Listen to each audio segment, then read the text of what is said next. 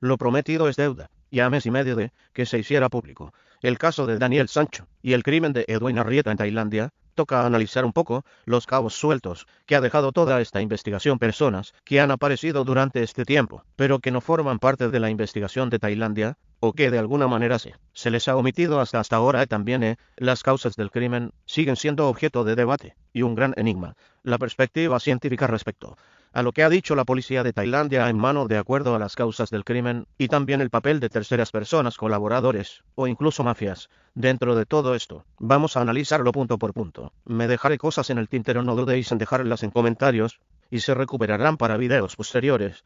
Pero bueno, espero que con esto podamos hacernos una visión un poco más global de la importancia de este caso. Vamos a empezar con el vecino de Villa del Daniel Sancho, cuyo testimonio únicamente han recogido medios españoles, y este señor no forma parte de la investigación. Se han ofrecido dos versiones de la misma historia contadas por él de viva voz. No sabemos si hay un problema en la traducción o no, pero este señor, cuyo nombre todavía no tenemos claro, se trata de un ciudadano bielorruso, que en mano tendría su hogar en mano prácticamente al lado del lugar de la escena del crimen. Este señor ha dado dos versiones. En una de ellas contó que él no vio absolutamente nada ni fue testigo de nada, porque no se encontraba en Tailandia en esos momentos. Luego, tenemos otra versión de este mismo señor diciendo que la misma noche del crimen pudo ver a Daniel Sancho en mano fumando y hablando por teléfono por la noche pocas horas después de cometer el crimen. Ninguna de las dos tiene sentido, ni con una versión alternativa ni con una versión oficial por parte de Tailandia. El testimonio de este señor no ha sido tomado en cuenta por la policía. De hecho, podemos ver que todos los testigos nombrados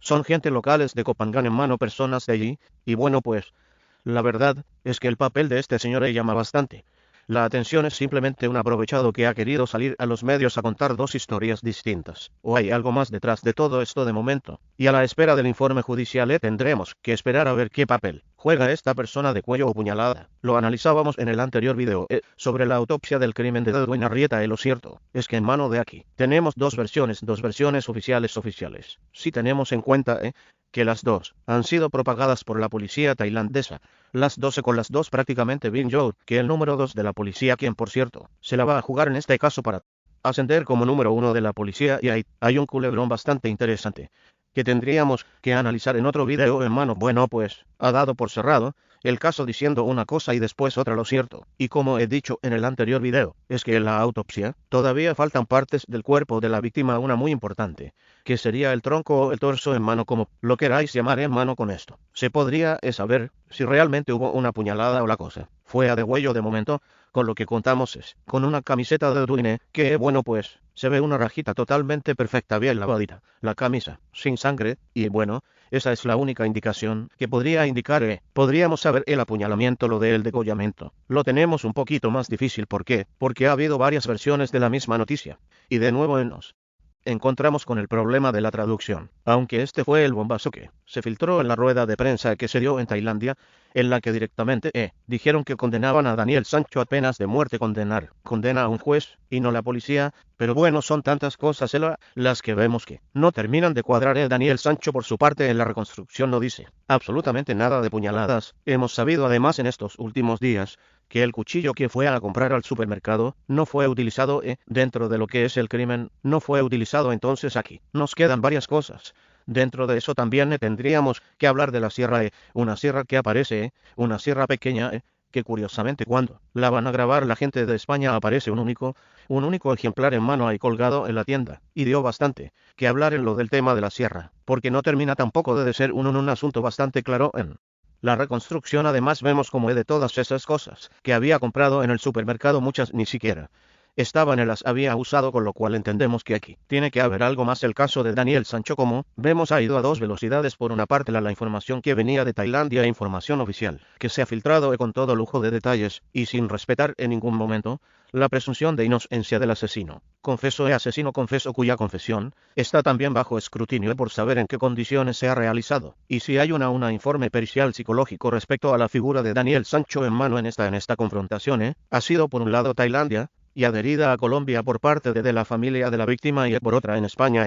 Han sorprendido muchísimos datos de cómo funcionan las cosas en el país asiático, y evidentemente hay cosas que llaman bastante la atención, independientemente de que sea un sistema judicial distinto en mano aquí. Nos vamos a tener que regir bajo el código en mano, el Código de Justicia tailandés, pero sin olvidar que Tailandia es un país que está adherido a la Declaración de Derechos Humanos y que como tal tendrá que respetarse sí o sí en las últimas horas. Además está hablando de lo que parecía imposible, que era una extradición a España. Podría hacerse realidad en mano, incluso con en mano en el peor de los casos, así que bueno, de esto daremos más información en su momento. Pero la defensa de Edwin Arrieta en este sentido pues lo va a tener bastante mal. Se habló incluso de que no sé si la familia o el entorno de Colombia querían que ese no lo extraditaran a España, sino a Colombia. Eso es en mano matemáticamente imposible, porque nos saltaríamos todos los códigos de justicia internacionales. Ahora bien, también hay que hacer una denuncia respecto a esto, y es que en mano, la familia de Edwin Arrieta todavía no ha tenido acceso a las cuentas del colombiano. Ellos han pedido la extradición, una extradición que puede costar de 30.000 a 40.000 desde Tailandia hasta Colombia. Tailandia dice que no se hace responsable. El país colombiano está pasando de ellos de manera brutal, y en este sentido pues hay que decir que en mano eso tampoco está bien, porque no sé si se han extraditado ya las partes, no sé si extraditado las partes de la víctima hacia Colombia, pues yo creo que es algo que nadie entiende. Además, en un caso tan mediático, Tailandia tendría la oportunidad de quedar bien en mano internacionalmente, y Colombia también, según me dicen en Colombia el caso no está teniendo tanto eco como aquí en España. Terceras personas colaboradores aquí en este canal hemos demostrado desde un principio era un poco bueno pues el escepticismo respecto a que Daniel Sancho cometiera en mano este crimen. Únicamente él solo, me llama la atención como otros medios han dado por válido que una persona podría hacer todo lo que hizo en un lapso de pocas horas, donde hay distancias, donde hay movimientos, donde hay una serie de sucesos que no llevan en mano,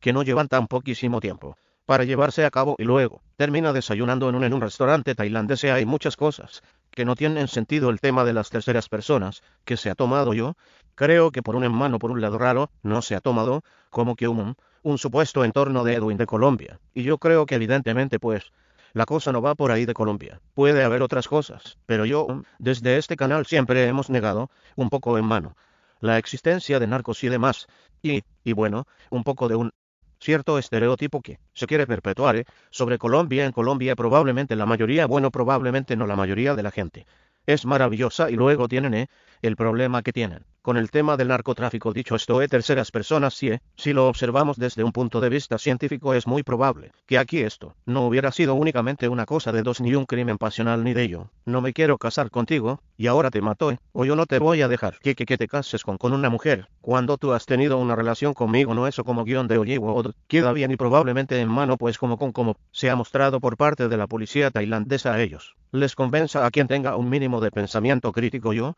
creo que no. Ahora bien, el tema de las terceras personas colaboradores va intrínsecamente relacionado con el último cabo suelto, y una de las teorías que más abundan en Internet, teorías que los medios oficiales no recogen por ser bueno aún políticamente correctos dentro de todo este asunto. Desde este canal, desde un principio, nos hemos dado a la tarea de investigar un poquito sobre el país asiático, sobre Tailandia. Una de las exclusivas que os dimos aquí era que el gobierno reconocía la existencia de mafias, sí, pero de mafias extranjeras, la yakuza, las triadas, mafias italianas y mafias provenientes de Latinoamérica, pero no reconocía la mafia tailandesa. Ahí lo tenéis, La mafia tailandesa se llama Yaopo. Son grupos de crímenes organizados, significan literalmente padrino, y la mayoría de ellos están asociados con poderes, burócratas, policías y figuras militares. También se les ha acusado de ocupar puestos en la administración local e incluso de influir en las elecciones parlamentarias.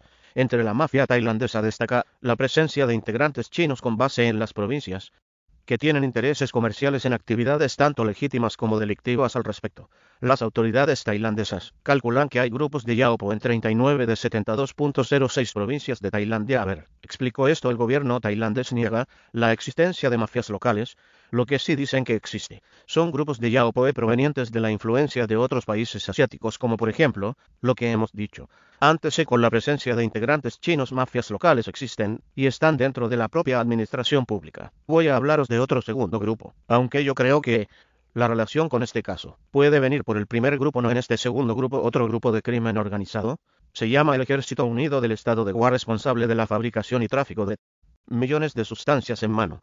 El país también tiene una industria para adultos bien establecida. Creo que eso lo conocemos absolutamente todo aquí en YouTube. Hay muchos documentales sobre eso. Y en mano esto podría tener relación hombre-un teniendo en cuenta la profesión de Edwin. No sería raro y bueno pensar en una hipótesis como que dada la especialidad de profesional de Edwin se le requiriera para algo, y él habría dicho que no es una hipótesis que yo he leído en internet y que me puede casar no exactamente, pero un bueno con aristas. Vamos a decir no obstante. Las autoridades tailandesas, una vez más, no consideran que el negocio sea un problema ligado a la delincuencia organizada y respecto a algunas informaciones que hemos vivido en diferentes medios como por ejemplo decir que Tailandia es un país excesivamente tranquilo en el que no pasa absolutamente nada. El Departamento de Estado de los Estados Unidos clasificó a Tailandia como país de la lista de vigilancia de nivel 2, lo que significa que el número de víctimas es grave va en aumento. Y no hay pruebas suficientes de mejora. Quizá con esto se pueda explicar un poco el papel de la policía tan radical en mi opinión. Creo que no en mi opinión. Creo que el tema de los turistas extranjeros que se van allí a cometer crímenes atroces sigue siendo un patrón que se repite y que además no se comprende teniendo en cuenta el estado de las cárceles y cómo se actúa en Tailandia. A mí sí me hace ver que la presencia de mafias son de terceras personas. Dentro de este caso, podría estar un poquito relacionado con esto. Fijémonos también en un dato que me ha llamado la atención, y es que la mafia tailandesa se diferencia de otras, porque la mayoría de sus miembros no son ciudadanos de su propio país. El modus operandi de cada mafia también es diferente, sobre todo el de la mafia china, ya que además de dedicarse a los negocios ilícitos conocidos, también se dedicaban a ayudar a inmigrantes chinos a llegar a otros países. Ahí ya estaríamos hablando de la triada en mano. Bueno, cosas muy raras. Dentro de todo esto, el último cabo suelto sería la relación entre el propio Edwin Arrieta y Daniel Sancho, algo sobre lo que todavía hay muchos claroscuros y únicamente contamos con gotitas cada día a modo de noticia, a modo de exclusivas, y lo cierto es que en mano al analizar el caso entero sabemos que hay más de lo que parece. Yo lo he dicho en mano, hay más testimonios parecidos al que al de Sonsoles Onega. Esta información viene confirmada por el periodista de sucesos Juan Luis Galiacho, al que se le ha ofrecido estos testimonios. A mí también me ha llegado algo de manera privada en mano y por mensajería, y bueno, Juan Luis, yo no voy a en mano. No es un dato fuerte, yo he remitido esto para que vayan y lo cuenten a Marcos García Montes y al bufet Balfagón Chipirras. En caso de Juan Luis Galeacho, que cuenta con 1 o 2 más fuerte, pues él ha dicho que simplemente pues no puede alcanzar a la cifra que se pide por determinados testimonios. Así que como veis, esto no es un caso que esté cerrado, esto no es un caso que se pueda resolver en apenas un mes. Queda mucha información, Las partes también cuentan con información que el resto del mundo todavía no tenemos. Y vamos a ver un poco qué es lo que pasa a mes y medio del suceso. Quería hacer este video para recordar que nos encontramos ante una marabunta de datos que no hacen especialmente fácil la resolución de la investigación del crimen de Edwin Arrieta en Tailandia. Gracias por el seguimiento y por estar ahí.